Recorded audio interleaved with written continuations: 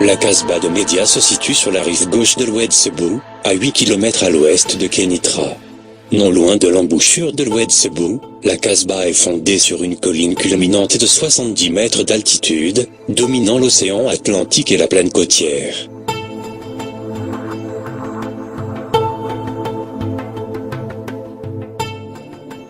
L'origine de la Casbah de Média reste encore obscure, mais sa position stratégique a fait de cette forteresse un monument phare, qui a vu la succession de plusieurs occupations à travers l'histoire.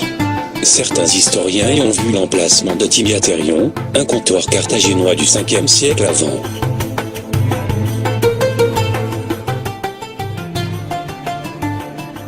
Notre ère. Pendant l'occupation romaine, la ville fut connue sous le nom de Subur.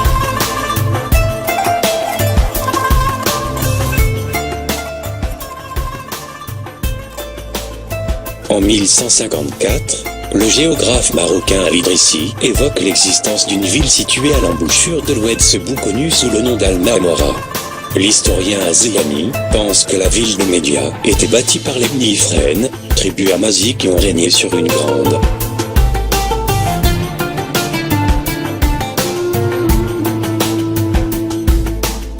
partie du royaume au Xe siècle.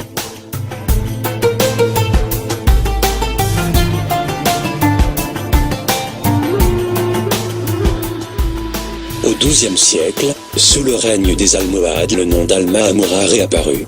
Dans son livre Description de l'Afrique, Jean-Léon l'Africain parle d'une petite ville dite Mamora al-Ma'amora, construite par les Almohades à l'embouchure de Sebou.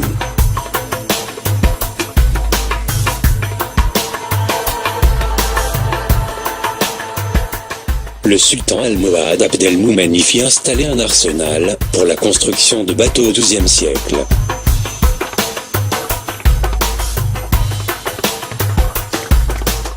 La ville devint ainsi un centre commercial où prospère suite aux échanges entre les commerçants européens et marocains.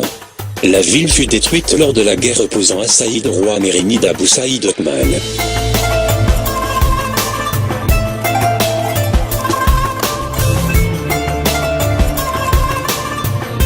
En 1515, la ville fut envahie par les Portugais, qui ont construit une citadelle dite San João da Mamora. En 1614, Almadia fut prise par les Espagnols, qui lui ont donné le nom de San Miguel de Ultramar. L'occupation espagnole a duré 67 ans.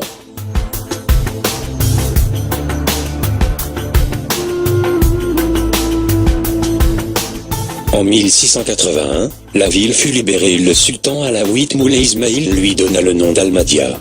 Elle fut appelée ainsi probablement pour les grands trésors abandonnés par les Espagnols, ou encore parce que la ville fut reconquise sans grand effort.